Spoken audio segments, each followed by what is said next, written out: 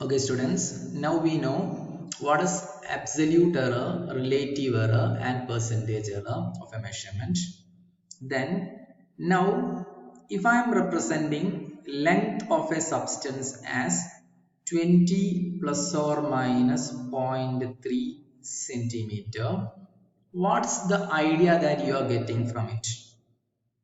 If length is represented as 20 plus or minus 0.3 centimeter, the idea that you should be getting from it should be 20 centimeter is the length of that substance.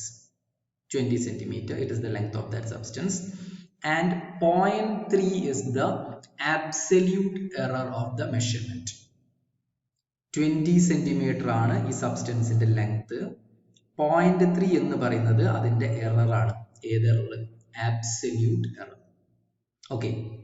Therefore, this is how we should represent a measured value from a measuring instrument.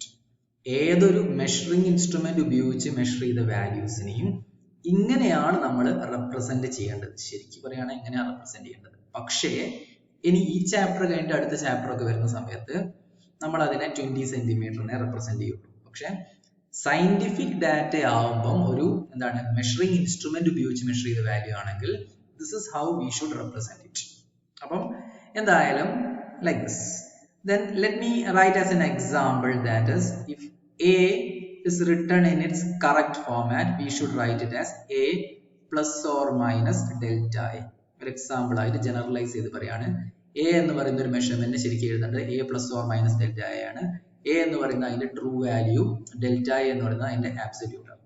Likewise, B can be represented as B plus or minus delta B. അപ്പോൾ A എന്ന് പറയുന്ന measurement എങ്ങനെയും B എന്ന് പറയുന്ന measurement എങ്ങനെയുമാണ് അതിന്റെ scientific നൊട്ടേഷനിലെ correct ഫോർമാറ്റിൽ എററിന്റെ ടേംസിൽ റെപ്രസെന്റ് ചെയ്യുന്നത്. Okay, then we are having a situation where ഞാനൊരു എക്സാമ്പിൾ ആയിട്ട് തന്നെ കണക്ട് ചെയ്യാം.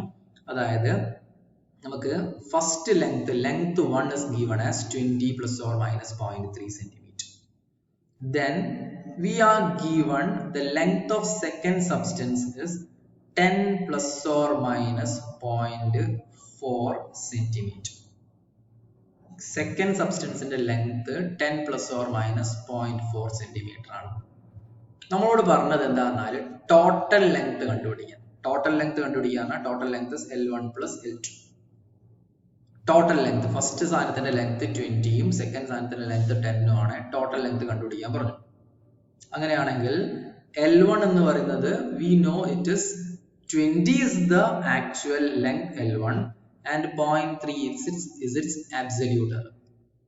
ഇതില് 10 is the actual length L2 and 0.4 is the error of that substance. അങ്ങനെയാണെങ്കിൽ ഈ ഫൈനൽ ലെങ്ത്തിനും എന്ത് ചെയ്യും? ഒരു ആക്ച്വൽ വാല്യൂയും ഒരു എററും ഉണ്ടാവും. അപ്പൊ ആക്ച്വൽ വാല്യൂ എന്താണെന്ന് വെച്ചിട്ടുണ്ടെങ്കിൽ നമുക്ക് എന്ത് ചെയ്യാം? 20ന്റെ കൂടെ 10 കൂട്ടിയിട്ടുണ്ടെങ്കിൽ obviously the actual answer will be 30 centimeter. പക്ഷെ അതിനൊരു പ്ലസ് ഓർ മൈനസ് ഒരു സാധനം കൂടി വേണ്ടേ? വേണം. എല്ലിനെ പ്ലസ് ഓർ മൈനസ് തന്നെ വേറൊരു സാധനം കൂടി ആയിട്ട് റെപ്രസെന്റ് ചെയ്യണം. അത് റെപ്രസെന്റ് ചെയ്യാൻ വേണ്ട ഫോർമുലയാണ് ഞാൻ ഇവിടെ സംസാരിക്കാൻ പോകുന്നത്. അപ്പം ഞാൻ ജനറൽ സിറ്റുവേഷൻ പറഞ്ഞിട്ട് ഈ എക്സാമ്പിളിൽ സോൾവ് ചെയ്യും. ജനറൽ സിറ്റുവേഷൻ പറഞ്ഞിട്ട് we could solve this example. For that, let A equal to A plus or minus delta A and B is equal to B plus or minus delta B. കണ്ടുപിടിക്കാൻ പറഞ്ഞത് Z is equal to A plus B. What they are asking you to find out is Z, and how can we obtain Z? By adding A and B. അങ്ങനെയാണെങ്കിൽ ഇതില് Z-നും രണ്ട് part ഉണ്ടാവും. Z എന്ന് പറയുന്ന final ആൻസറിനും എന്തുണ്ടാവും? Z plus or minus delta Z എന്ന് പറഞ്ഞ രണ്ട് ടേംസ് ഉണ്ടാവും. അപ്പം അതില് ഈ ഡെൽറ്റ Z എങ്ങനെ കണ്ടുപിടിക്കും എന്നുള്ളതാണ് നമുക്ക് അറിയേണ്ടത്. We have to understand how to find delta Z. I'll say the formula for finding out delta Z and we'll discuss many examples so that you could understand it. പറയട്ടെ. Delta Z കണ്ടുപിടിക്കണമെങ്കിൽ the formula for doing it is delta A plus delta B. How can we find out delta Z? Delta Z can be obtained by delta A plus delta B. അപ്പം ഈ ഒരു idea വെച്ചിട്ട് A എന്ന് പറയുന്നത് ഇതാണ്, B എന്ന് പറയുന്നത് ഇതാണ്. z കണ്ടുപിടിക്കേണ്ടത് a plus b ചെയ്തിട്ടാണ്. അങ്ങനെയാണെങ്കിൽ z-ലെ ഡെൽറ്റ z കണ്ടുപിടിക്കാനുള്ള formula it is delta a plus delta b. Let's use this concept over here. അങ്ങനെയാണെങ്കിൽ ഞാൻ ഇവിടെ എഴുതട്ടെ, what is L1? L1 is 20 plus or minus 0.3 centimeter. What is L2? L2 is 10 plus or minus 0.4 centimeter. കുഴപ്പമൊന്നുമില്ലല്ലോ. അങ്ങനെയാണെങ്കിൽ a plus or minus delta a മോഡലാണ് ഇയാൾ നിൽക്കുന്നത്. a plus or minus delta a മോഡലാണ് ഇയാൾ നിൽക്കുന്നത്. അപ്പം ആ എക്ക് പകരം ഇവിടെ ഉള്ള ആള് 20 ആണ്, ഡെൽറ്റ എക്ക് പകരം ഇവിടെ ഉള്ള ആള് 0.3. Clear? And this L2 is like b. Therefore, instead of this b, over here we are having 10. Instead of delta b, we are having 0.4. And what's our task? We have to find out L1 plus L2. L is equal to L1 plus L2. And we know the L1 plus L2 value is 10 plus 20, that is 30. പക്ഷേ delta L എന്താന്നുള്ളതാണ് നമുക്ക് അറിയേണ്ടത്. z is equal to delta z is equal to delta a plus delta b ആണെങ്കിൽ delta എല്ലിനെ കണ്ടുപിടിക്കണേ നമുക്ക് എന്ത് ചെയ്താൽ മതി? നമുക്ക് ഡെൽറ്റ എൽ ആണെങ്കിൽ delta L1 plus delta L2. What's delta L1? Delta L1 എന്ന് പറയുന്നത് ഇവിടെ നോക്കുകയാണെങ്കിൽ 0.3 പ്ലസ് ഡെൽറ്റ L2 എന്ന് പറയുന്നത് എന്താ? 0.4. 0.3 plus 0.4. What's 0.3 plus 0.4? 0.3 plus 0.4 is 0.7. Therefore, what's your answer? നമ്മളോട് പറയാണ് ഇങ്ങനെയുള്ള ഒരു ലെങ്തിനെയും ഈ ലെങ്തിനെയും ആഡ് ചെയ്തിട്ടുണ്ടെങ്കിൽ അതിന്റെ ടോട്ടൽ ലെങ്ത് എന്തായിരിക്കും വെച്ചിട്ടുണ്ടെങ്കിൽ we can say the total length is, total length എത്രയാണ്? 30 അല്ലേ? 10 plus 20 30 അല്ലേ? 30 plus or minus എന്ത് എഴുതണം? Plus or minus എന്ത്? 0.7. Okay, therefore this is your answer. ഇനി ഇതിനെ നിങ്ങൾക്ക് ഒന്നുകൂടി ക്ലിയർ ആക്കാൻ വേണ്ടിയിട്ട് let me give you another example. Let's say if a is equal to 3 plus or minus 0.1, b is equal to 4 plus or minus 0.3, and c is equal to 10 plus or minus 0.7. 0.7 വേണ്ട, നമുക്കൊന്ന് കുറയ്ക്കാം. Let's say 0.2. Okay. Then you are asked to find out z is equal to a plus b plus c. Z is equal to a plus b plus c ആണ് കണ്ടുപിടിക്കാൻ പറഞ്ഞത്. അങ്ങനെയാണെങ്കിൽ let's look at the previous situation. Z is equal to a plus b ആണ് delta z കണ്ടുപിടിക്കാനുള്ള formula എന്താ? If z is equal to a plus b means delta z was obtained by delta a plus delta b. Therefore, if z is equal to a plus b plus c means we could say delta z is equal to delta a plus delta b plus delta c. അപ്പോൾ delta set കണ്ടുപിടിക്കുന്നത് delta a plus delta b plus delta c ചെയ്തിട്ടാണ്. അങ്ങനെയാണെങ്കിൽ what is delta a? Looking at this, ഇതിൽ a plus or minus delta a മോഡലാണ്. Delta a എന്ന 0.1. Therefore 0.1 plus delta b എന്താ? Delta b it is 0.3 plus what is delta c? Delta c 10 ആണോ 0.2 ആണോ? C ആണ് 10, delta c 0.2. Therefore it is 0.6 അല്ലേ? ആര്? Delta set. അപ്പൊ z എന്താ? z കണ്ടുപിടിക്കണ എന്തായുണ്ട്? z is equal to a plus b plus c ആണല്ലേ? അപ്പൊ ഇതിന്റെ a ന്റെ ശരിക്കുള്ള വില എത്രയാണ്? 3 ആണ്. എറർ ആണ് 0.1. b യുടെ ശരിക്കുള്ള വില 4, error 0.3.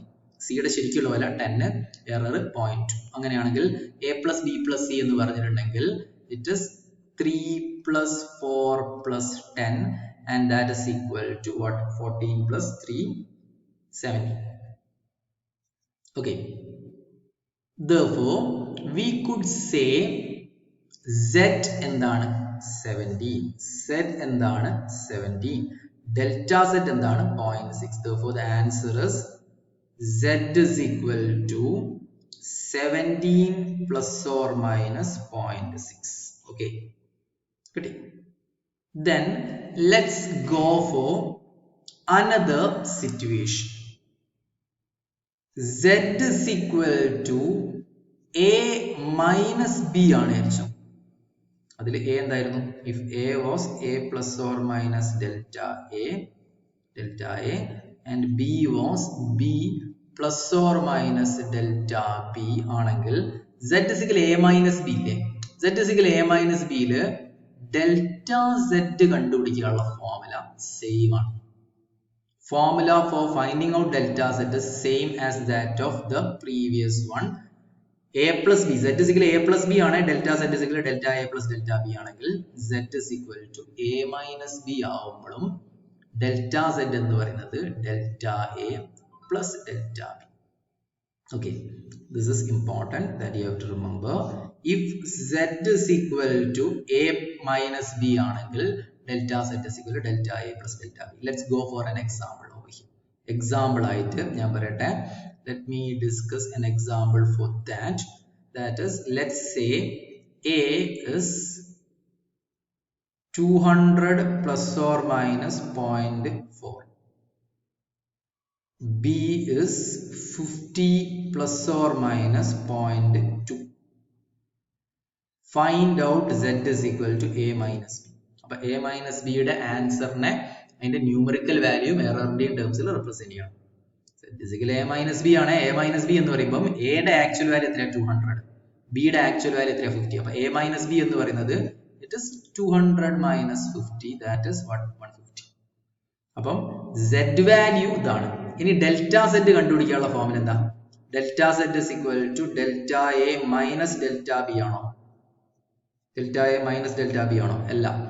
z is equal to a minus b ആണെങ്കിലും ഡെൽറ്റ a കണ്ടുപിടിക്കാനുള്ള formula delta a plus delta b, delta a plus delta b. Therefore, compare this. ഇതിൽ delta a ക്ക് പകരം ആരാ? 0.4. delta b ക്ക് പകരം ആരാ? delta a plus delta b, that is 0.2. 0.4 plus 0.2 എത്രയാണ്? 0.6. Therefore, delta z ആയി. അപ്പം ഇതിന്റെ ഫൈനൽ ആൻസർ എഴുതേണ്ടത് z is equal to നമുക്ക് കിട്ടിയ ഉത്തരം എത്രയാണ്? 150. Therefore, 150 plus or minus 0.6. What did you get an idea from this? അതായത് z is equal to a minus b കണ്ടുപിടിക്കണമെങ്കിലും z is equal to a plus b കണ്ടുപിടിക്കണമെങ്കിലും അവിടെ delta z കണ്ടുപിടിക്കാനുള്ള formula same ആണ്. അതായത് let me generalize this statement, that is, if z is equal to a plus b or z is equal to a minus b, the formula for finding out delta z is same. It is delta a plus delta b. Z is equal to a plus b ആണെങ്കിലും z is equal to a minus b ആണെങ്കിലും delta z കണ്ടുപിടിക്കേണ്ട formula delta a plus delta b. delta a plus delta b. പക്ഷേ z കണ്ടുപിടിക്കാൻ എന്ത് ചെയ്യണം? അവർ പറഞ്ഞതേ പരിപാടി തന്നെ. ഇവിടെ z is equal to a minus b കണ്ടുപിടിക്കേണ്ടത് വെച്ചാൽ അപ്പോൾ ഇവിടെ 200 plus 50 ആണോ? ഇത് അല്ല. z കണ്ടുപിടിക്കാൻ എന്താണോ അവരുടെ ഫോർമുല, ആ ഫോർമുല തന്നെ ഉപയോഗിക്കും. അപ്പം a minus b 200 minus 50, that is 150 അല്ലേ? പിന്നെ എറർ കണ്ടുപിടിക്കാൻ വേണ്ടിയിട്ട് അതിന്റെ എറേഴ്സ് ആഡ് ചെയ്തു. അപ്പം in adding two physical quantities or in subtracting two physical quantities, the resulting error will be the sum of the error of two. In adding two physical quantities or subtracting two physical quantities, the resulting absolute error will be the absolute error of the two. That is the sum of absolute error of the two.